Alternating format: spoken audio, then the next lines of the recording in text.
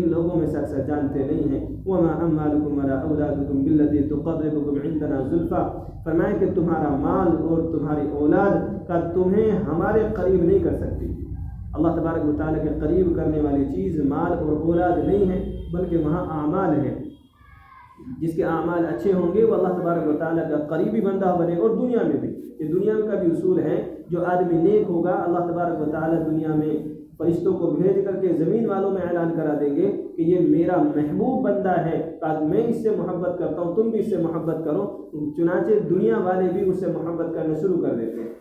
جو آدمی نیک ہوتا ہے اللہ تبارک و تعالیٰ دوسروں کے دلوں میں اس کی محبت کو ڈال دیتا ہے۔ جو گناہ گار ہوتا ہے اللہ تبارک و تعالیٰ دوسروں کے دلوں میں اس کے لیے وہی چیزیں ڈال دیتا ہے جس کا وہ مستحق ہوتا ہے۔ وما اموالکم ولا اولادکم باللتی تقربکم عندنا، تمہارے مال اور تمہاری اولاد کا تم کو ہمارے قریب نہیں کر سکتی ہے زلفیٰ درجے کے اعتبار سے، الا من آمن وعمل صالحا، ہاں جو چیز تمہیں قریب کر سکتی ہے وہ ہے ایمان کا لانا، وعمل صالحا، اور عمل صالح کرنا۔ ایمان کا لانا یہ اللہ تبارک و تعالیٰ کی ذات پر پختہ یقین کا ہونا، اور عمل صالح کا کرنا یہ اللہ تبارک و تعالیٰ کے بھی قریب کرتی ہے اور بندوں کے بھی قریب کرتی ہے۔ فرمایا فَأُولَٰئِكَ لَهُمْ جَزَاءُ الضِّعْفِ بِمَا عَمِلُوا، فرمایا کہ یہ ان کے لیے 2 گنا بدلہ ہے اس کا جو وہ کیا کرتے تھے۔ اب ان کو 2 گنا بدلہ ملے گا، اگر وہ اچھا کرتے تھے تو اس کا 2 گنا ملے گا، ایمان کا اور عمل صالح کا۔ فَأُولَٰئِكَ لَهُمْ جَزَاءُ الضِّعْفِ بِمَا عَمِلُوا، یہ ان کے لیے 2 گنا بدلہ ہے اس کا جو وہ کیا کرتے تھے۔ وَهُمْ فِي الْغُرُفَاتِ آمِنُونَ، اور وہ بالا خانوں میں اطمینان کے ساتھ دل جمعی کے ساتھ بیٹھے ہوں گے۔ پھر وہ جھونکوں سے، جنت کے جھونکوں سے، بالا خانوں سے جھانک رہے ہوں گے اطمینان کے ساتھ، دل جمعی کے ساتھ، کوئی غم نہیں، کوئی تکلیف نہیں، اس چیز کا غم نہیں ہوگا کہ ہمیں یہ محل مل گیا ہے، یہ جنت مل گئی ہے، یہ کل چھن سکتی ہے، یہ نعمت مل گئی چھن سکتی ہے، یہاں خطرہ ہے۔ کوئی کاروبار آدمی کر رہا ہے اس کو یہ ڈر ہے کہ اللہ نہ کرے کہ میرا کاروبار ڈوب نہ جائے، یہ اللہ تبارک و تعالیٰ نے مجھے خوشحالی میں رکھا ہے، اللہ نہ کرے مجھے کسی پریشانی میں ڈال دے، یہاں ڈر لگا ہوا ہے دنیا میں۔ لیکن جب آدمی جنت میں پہنچ جائے گا بالا خانوں میں اطمینان کے ساتھ، اسے پھر کوئی ڈر نہیں ہوگا جنت میں جانے کے بعد کہ تو جنت سے نکال دیا جائے گا یا تیری نعمتیں کم ہو جائے گی، بلکہ وہاں نعمتیں بڑھتی جائیں گی، بڑھتی جائیں گی، بڑھتی جائیں گی۔ انسان کی سوچ سے کہیں زیادہ اللہ تبارک و تعالیٰ نعمتیں اس کو دے گا۔ وَالَّذِينَ يَسْعَوْنَ فِي آيَاتِنَا مُعَاجِزِينَ أُولَٰئِكَ فِي الْعَذَابِ مُحْضَرُونَ، فرمایا کہ جو ہماری آیتوں کو ہرانے میں دوڑتے ہیں کا یہ عذاب دیے ہوئے ہیں، ان کے اوپر عذاب مسلط ہو چکا ہے۔ جو اللہ تبارک و تعالیٰ کی آیتوں کو عاجز کرنے میں، اللہ تبارک و تعالیٰ کی آیتوں کا انکار کرنے میں دوڑتے ہیں، کافی عذاب دیے ہوئے ہیں۔ قل، اے نبی جی آپ کہہ دیجیے، ان ربی یبسط الرزق لمن یشاء من عباده ویقدر له، اللہ تبارک و تعالیٰ نے ابھی پیچھے یہ لفظ یہ آیت فرمائی تھی، اور پھر اللہ تبارک و تعالیٰ نے اسی انداز میں فرمایا، اے نبی جی کہہ دیجیے کہ بے شک میرا رب جس کا چاہتا ہے رزق کو بڑھا دیتا ہے اپنے بندوں میں سے، ویقدر له، اور جس کو چاہتا ہے ناپ کر کے دیتا ہے۔ اس لیے اللہ تبارک و تعالیٰ کی ذات پر پختہ یقین ہو کہ دنیا میں میرے اوپر جو بھی حالات ہیں، میں خوش ہوں یا میں تکلیف میں ہوں، میں کسی بھی حال میں ہوں، یہ میرے لیے اللہ تبارک و تعالیٰ نے مقدر کر دیا تھا، یہ سب کچھ میرے مقدر میں اللہ تبارک و تعالیٰ نے لکھ دیا ہے۔ اس لیے اللہ تبارک و تعالیٰ کی طرف قدم کو بڑھایا جائے، اللہ تبارک و تعالیٰ رزق کے دروازوں کو کھول دے گا۔ ہوتا یہ ہے کہ ہم جب کاروبار کے پیچھے بھاگتے ہیں، روزی کے پیچھے بھاگتے ہیں تو رب کو بھول جاتے ہیں، پھر جب ہم رب کو بھول جاتے ہیں تو پھر رب ہمیں بھول جاتا ہے، جس کا نتیجہ یہ ہوتا ہے کہ ہم صرف پریشان حال ہونے کے علاوہ ہمیں کچھ بھی حاصل نہیں ہوتا۔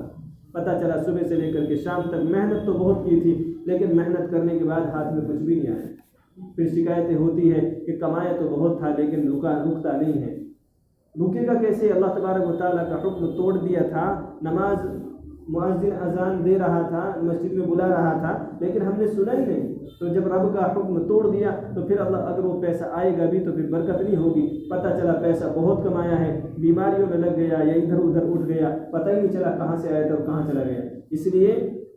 پیسہ کمائیں، جائز طریقے پر کمائیں، خوب محنت کے ساتھ کمائیں، نماز کا وقت ہو جائے تو نماز ادا کریں، نماز سے فارغ ہو کر کے آپ پھر اپنے کاروبار میں لگ جائیے، اللہ تبارک و تعالیٰ اس میں برکت بھی دے گا اور وہ پیسہ آتا ہوا آپ کو دکھے گا بھی۔ قل، اے نبی جی آپ کہہ دیجیے ان ربی یبسط الرزق لمن یشاء من عباده ویقدر له، بے شک میرا رب جس کو چاہتا ہے رزق کشادہ کر دیتا ہے اپنے بندوں میں سے، اور جس کو چاہتا ہے اس کو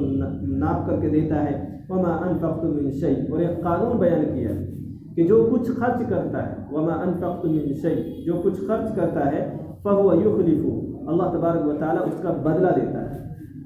اگر اپنے رزق کو کوئی بڑھانا چاہتا ہے تو اس کا آسان سا طریقہ یہ ہے کہ وہ اس کو غریبوں پر خرچ کرے۔ اللہ تبارک و تعالیٰ 1 کے 10 بلکہ 1 کے 70 بلکہ اگر نیت صحیح ہو تو 1 کے 700 تک لوٹائے گا اللہ تبارک و تعالیٰ۔ اللہ تبارک و تعالیٰ کا وعدہ ہے اور اللہ تبارک و تعالیٰ کبھی جھوٹ نہیں بولتا ہے۔ اس لیے جب موقع ملے جو بھی آپ کو دیکھے کہ یہ کچھ پریشان حال ہے اس کی مدد کریں، اللہ تبارک و تعالیٰ فهو یخلفہ، اس کا بدلہ ضرور اللہ تبارک و تعالیٰ لوٹا کر کے رہتا ہے۔ وہ حضرت موسیٰ علیہ السلام کا مشہور واقعہ ہے کہ وہ گزر رہے تھے، ایک آدمی پریشان حال تھا، اس نے حضرت موسیٰ علیہ السلام سے کہا کہ کریم اللہ، کہ اللہ کے نبی آپ جا کر کے اللہ سے درخواست کر دیں کہ میں پریشان رہتا ہوں، مانگ کر کے کھاتا ہوں، کا پوچھ کر کے بتائے کیا حال ہے، کیسا کیوں۔ حضرت موسیٰ علیہ السلام چونکہ اللہ تبارک و تعالیٰ سے بات کیا کرتے تھے، ہم کلامی کرتے تھے، پوچھا تو کہا کہ ان کے مقدر میں رزق کم ہے اس لیے تھوڑا تھوڑا دیا جاتا ہے۔ تو اس نے کہا کہ اللہ تبارک و تعالیٰ سے درخواست کر دو، دعا کر دو، اللہ تبارک و تعالیٰ نے میرے مقدر میں جتنا رزق لکھا سارا ایک بار دے دے۔ کہا ایک بار تو پیٹ بھر کے کھا لوں، اس کے بعد دیکھیں گے کیا کریں گے۔ حضرت موسیٰ علیہ السلام نے اللہ تبارک و تعالیٰ سے دعا فرما دی، اللہ تبارک و تعالیٰ نے قبول کر دیا اور اللہ تبارک و تعالیٰ نے اس کو ایک بار رزق دے دیا پورا کا پورا۔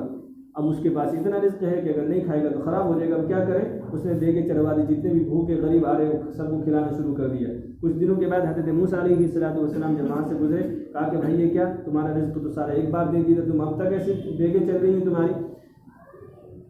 کہا کہ اللہ تبارک و تعالیٰ مجھے جب سے ایسے ہی دے رہا ہے۔ حضرت موسیٰ علیہ السلام اللہ تبارک و تعالیٰ کے پاس گئے کہ اللہ آپ تو کہہ رہے تھے کہ اس کے مقدر میں رزق کم ہے، آپ نے ایک بار دے دیا تھا تو اب روزانہ اتنا ہی کھا رہا ہے۔ کہا کہ جو میرے بندوں کو بھوکا نہیں رکھتا میں اس کو بھوکا نہیں رکھ سکتا۔